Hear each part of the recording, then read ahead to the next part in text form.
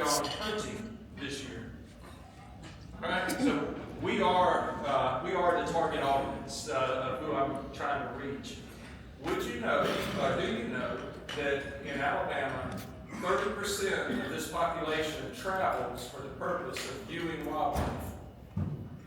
20% of the population in Alabama travels, or not travels, but 20% goes fishing every year, and 10% go hunting. Now you see how many people in this audience, travel, fish, and hunt. The rest of the state, we have 20%, 10%. That's higher than any other region in the country. And it's been consistent since 1955. It has been 30, 20, 10. U.S. Fish and Wildlife Service conducts a survey every 5 years. You go back to 1955, and that's been consistent. That's not true across the country. If you look at the Northeast, that trend line is going down. So we are a very fortunate state and a very fortunate region that we have not only the natural resources, but we have the people that appreciate these natural resources. Now, you can ask any forester in the room, what led you to get into forestry? And they will tell you something about an early experience that they had in their childhood. My dad took me hunting, and I got to fish on the Chattahoochee River my whole life. It's those experiences that led me into a career in forestry.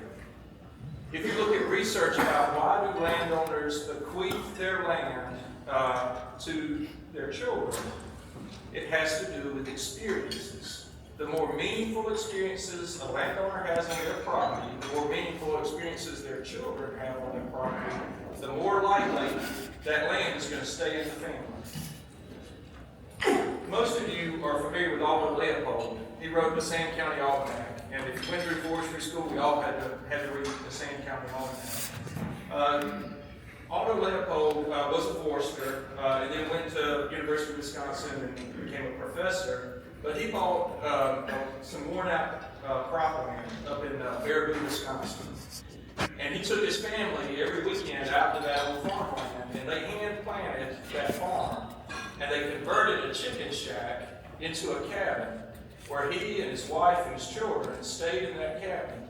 And anyway, over the course of his life, he wrote a Sand County Almanac, which became really a Bible for conservationists. We read that book, and it has deep personal meaning for us. I went up and visited the shack, and I met with the leader of the foundation there, and I was studying up on his children. And all of his children are internationally recognized scientists in natural resources fields, whether it's water or wildlife. They're all wildly successful. And unfortunately, they've all passed away, with his youngest daughter just recently. But I asked the leader of the foundation, how did he keep his children involved in the land? And they went on to pursue careers in natural resources. I know so many landowners, kids leave, but they don't ever come back. And his family came back year after year, and they supported the land and they worked the land. And Buddy Huffaker's the leader of the foundation. He said one thing, he made it fun. He said they worked, but they played just as much as they worked. And he described, they sang camp songs, they converted the chicken coop, all kinds of activities, but they made it fun. And the point that I'm making here is that it is experiences that change behavior. We do programming, we do promotions, and that raises awareness and it creates understanding, but it's through experiences that people actually start behaving differently. And so we have Project Learning Tree, and that creates understanding, and that's an important stage in people learning how to appreciate these resources. But when we take teachers through our Teachers Conservation Workshop, and they go out to the woods and they see a logging operation, they go to a mill and they see a 2x4 sawn, and they go to a paper mill, when they come back, the light bulb has gone on, and they deeply value the forest products industry. They understand how meaningful it is to our economy and to our community. And so it's those shared experiences that are most important. So with that being said, I'm very excited to announce through the hard work of Mr. Isaacson, we have received a major grant where we can establish 40 schoolyard forests across the state of Alabama. And the purpose of this is to create the opportunity for school children to have experiences in the woods. I can tell you when I was here, maybe 15 years ago, I went to Talladega, Munford Elementary School, and I had received a grant to take students out to the National Forest where they could see a prescribed burn. When I had them on the bus and I'm driving them out there, I asked them, raise your hand if you've ever been in the woods. And this is Munford, Talladega. I had one kid raise his hand out of 50 students. And I asked him, I said, well, tell us about that experience. He said, well, my daddy's a forester. You know, you see, we're the target audience. We've got to get outside of this room, and we've got to get the other 49 kids in that classroom in a forest. Now, you know, there's 400,000 private landowners out there, there's 1,000 foresters to engage those 400,000. We don't engage those 400,000 landowners in a meaningful way. If you look at the population of students, and I can't remember the number off the top of my head, but if you look at the ratio, we can't engage students in a meaningful way. So we need to create opportunities in local communities for these students to walk out the back door and have that experience. So if you're interested in what a schoolyard forest is, it's just an area outside of the school. It can be as small as 1/4 of an acre. It can be 10 acres. But you need trees there. The Alabama Wildlife Federation does a great job with outdoor classrooms, and this goes a step further. It complements that, and this gives the students an opportunity to experience a forest beyond, you know, a garden or a pollinator garden and things of that nature. So both are very good programs, and we're working together to make the most of both. So the benefits of something like a schoolyard forest is really fourfold. From a health perspective, I can tell you myself, I did not have the capacity to sit at a desk for 8 hours a day and listen to someone talk at me. And I suspect if I continue talking for much longer, you won't have the capacity to continue to listen to me. Getting kids outside, it lowers anxiety. It decreases symptoms of attention deficit disorder. It also improves vision. And I can tell you, the more we compete with this, the more our children and our grandchildren are going to have medical difficulties. From an academic perspective, absolutely motivates struggling students. Had I had an outdoor classroom when I was coming through school, I probably would have figured out 4 years sooner that I needed a career outdoors. But because I didn't have that as part of school, I thought that school was going to be something just miserable. And so I wandered in the desert for a few years trying to find my pathway. I got stationed in Alaska, and I figured out real quick I want a career outdoors. It also improves test scores. And I've got some materials that I'll be in the back of the room later that I'll hand you, so you've got some academic papers that are cited that demonstrate that what I'm saying is true. From a community perspective, it gives students ownership over part of their school. And if students get involved in establishing and maintaining part of their school, they're much less likely to vandalize their school. And that's increasingly important. It gets parents involved. If we can get parents to come out and help maintain the outdoor classroom, then that makes a better experience for the faculty, the administration, for the parents, and the students. Just to continue that communication and coordination and collaboration is important from an education perspective.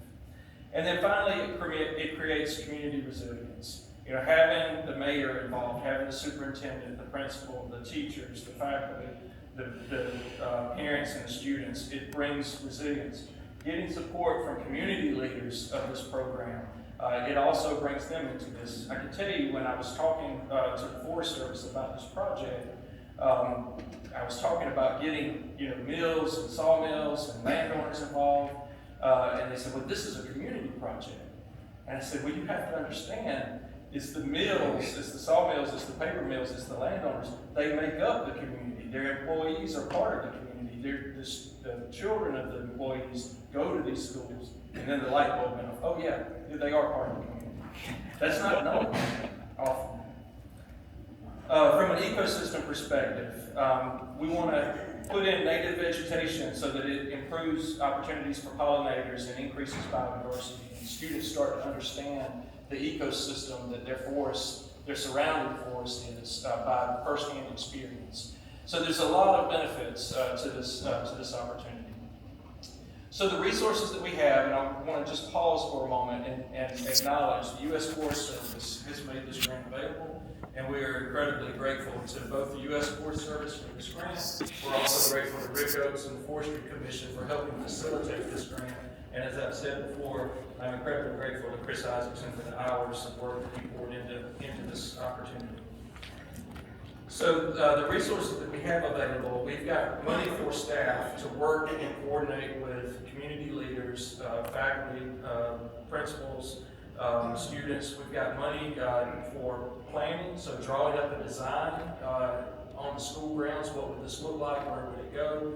We have money for site preparation. Oftentimes, we get a site that's not really the most desired site, so we want to have some resources there. We have money for acquiring the trees and planting the trees. We have money for maintaining the trees for several years. And we have money to bring all of the people that are involved together for a celebration so that we can advertise and promote it to the broader community, that we all work together to make this a reality. But there are things that we still do need to support this. We don't have money for that native vegetation that I referenced. We have money for trees. We don't have money for shrubs, native grasses, forbs, things of that nature. We also need money for signs so that students know, hey, this is what type of forest this is, and that the community leaders know, hey, these are the people that are supporting this project, and they're in our community. We need to appreciate them for what they've done for our school. And we need money for seed. So teachers will tell you, if you want us to use it, we need to be able to put the students down for a second and share a lesson with them, and they need a place to write. And so we need some resources for that. Just as importantly, we need your time and we need your brain power to help us identify the right schools, to help us identify the right community leaders, and to help us think through what do we want this to look like? How do we want students to get involved in that? So if you're interested, I will be in the back corner after this session. Mandy will also be back there with me, and Lamar and Felicia Dewberry, who I want to acknowledge. They've been our champion on this project. They've helped us secure our first school, which is Central High School of Clay County. I'm very grateful to Lamar and Felicia for the time and energy that they poured into helping us get this thing kicked off right. So we'll be in the back corner and we can answer your questions, and I've got some materials that I can share with you as well. So those are the things that we need support from. So I'm going to shift gears real quick and sit back down. But before I do, I want to introduce our guests. Smurfit West Rock, we have Mandy Burnett.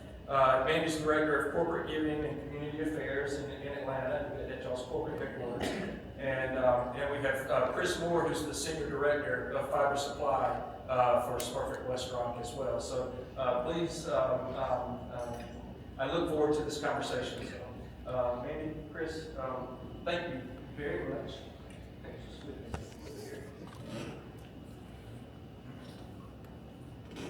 All right, everybody's working? Great. So, Chris, just want to thank you, first off, both you and Mandy for making the trip down. I really appreciate your